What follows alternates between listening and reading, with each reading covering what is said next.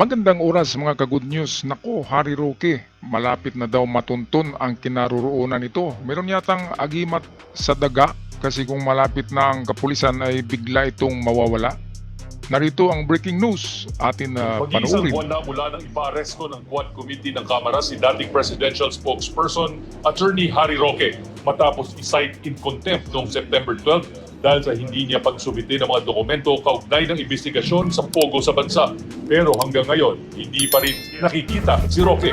Nahihirapan daw ang PNP Criminal Investigation and Detection Group na hanapin siya dahil sa mabilis nitong paglipat ng kinalalagyan tuwing malapit na siyang matuntun ng mga pulis. Pag nalaman na namin, usually lumilipat na. So parang nakaka-counter din kasi kami.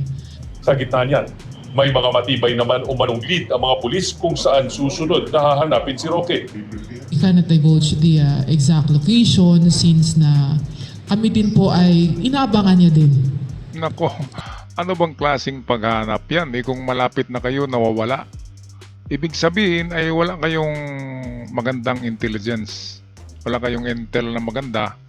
At walang naka-standby kung saan naroroon si Roque, ay dapat merong 24 hours doon na papalit-palit na shifting ng mga undercover.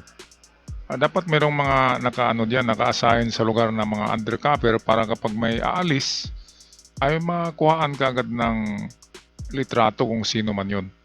At ito ang pinakamagandang tip. Ito ang gayahin nyo, yung ginawa kay Kibuloy at sa mga kasamahan nito na merong reward sa makapagturo. O kahit 1 million lang dyan, kung sino mang good Samaritan dyan na merong malaking pera, mayaman. Pwede kang mag-donate ng 1 million sa PNP, reward money sa makapagturo lamang ng eksakto kung saan nasaan na ito si Harry Roque, di ba?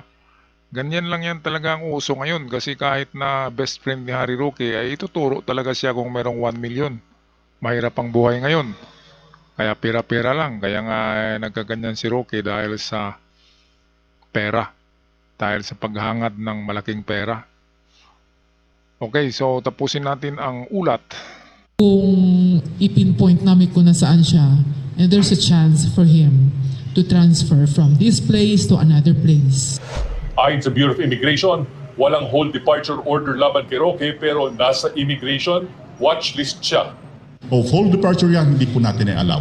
If lookout bulletin, we have to coordinate to the agency na nag-issue ng asking for the lookout para bigyan po natin ng notice kung ano yung estado, palisin o hindi. Ayon sa bagong talagang DILG Secretary na si Secretary John Vic Rimulya, ipinauubayanan niya kay Roque kung ano ang susunod na gagawin kaugnay ng contempt order laban sa kanya.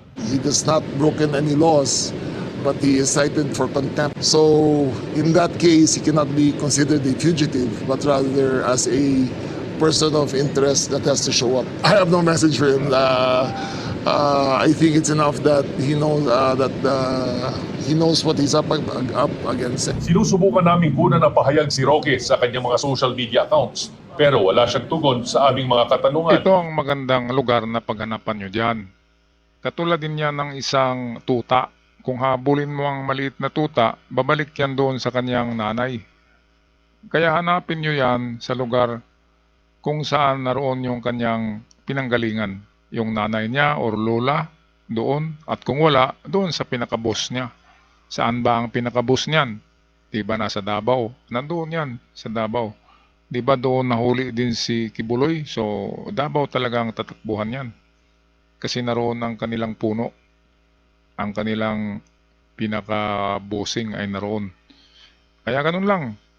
Davao lang. At saka puntahan yung mga bahay ng kanyang lula, lulo, ng kanyang mga kapatid, at ng kanyang kahit sa asawa niya na mga kung maraming bahay ay dapat merong mga naka-station doon, nakadestino na mga undercover. Okay? So ito, tapusin natin. Bagamat hindi mahanap ng mga pulis, patuloy namang nagpo-post si Roque na mga video sa kanyang social media page. Nagbigay pa ito ng kanyang opinyon kaugnay sa mga personalidad na nag-file ng kanilang mga certificate of candidacy sa 2025 elections. Ayan, nag-post pa pala eh. So, ibig sabihin, nandyan siya sa kanyang underground. Merong underground yan. Kitang-kita naman natin dito, oh, merong mga libro. Ayan. So, ito yung kanyang opisina, di ba? Imposible naman na mahakot niya lahat ng libro niya. Nandyan ang mga libro niya, oh. So, ibig sabihin, nandyan siya sa kanyang basement, sa kanyang bahay. Kaya, ito, tingnan nyo yung mga lumang video niya kung ganitong mga libro pa rin ang nakita nyo sa kanyang lumang video. 5 months ago, tingnan nyo yung mga libro dyan. Ito makikita naman yung mga title. Oh.